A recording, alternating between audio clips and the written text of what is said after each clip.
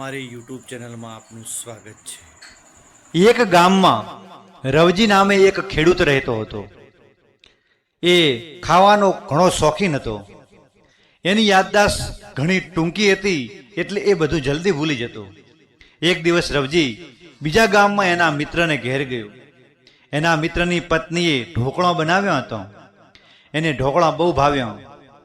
રવજીએ ઘરે જઈને એની પત્નીને રાત્રે જમવામાં ઢોકળો બનાવવાનું કહેવાનું નક્કી કર્યું। રવજી બધી વસ્તુ ભૂલી જતો, એટલે સતત ઢોકળો એમ ગણગણતો ત્યાંથી ચાલ્યો ગયો। ઘરે પહોંચે ત્યારે એની પત્નીને શું કહેવું એ યાદ રહે એ માટે એ ચાલતા રસ્તામાં કહેતો જતો હતો। એમાં ખાડો આવ્યો। રવજીએ ખાડો કૂદી જવાનો પ્રયત્ન કર્યો, પણ ખાડો બહુ મોટો હતો। રવજીએ પોતાનો ઉત્સાહ વધારવા ઠેકું એમ બોલવા માંડ્યો, એટલે કે હું આ ખાડો ઠેકી જઈશ એમ। રવજી ખાડો કૂદી તો શક્યો, પણ પહેલા શું બોલતો હતો એ ભૂલી ગયો। છેલ્લે એને ઠેકું શબ્દ યાદ હતો, એટલે એણે ઘરે જઈને ઘરવાળીને ઠેકું બનાવવાનું કહ્યું। રવજીની ઘરવાળીએ એને કહ્યું કે ઠેકું નામની કોઈ ખાવાની ચીજ જ નથી।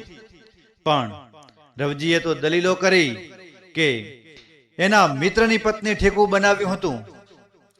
રવજીની વહુએ એને સમજાવવા બહુ કોશિશ કરી, પણ આ તો કોઈ સમજે તો ન હતો। રવજી ઘણો ગુસ્સે થઈ ગયો, મારવા લાગ્યો। એની ઘરવાળી બૂમ પાડી રડવા લાગી। રવજીની ઘરવાળીના હોઠ સૂજી ગયેલા જોઈ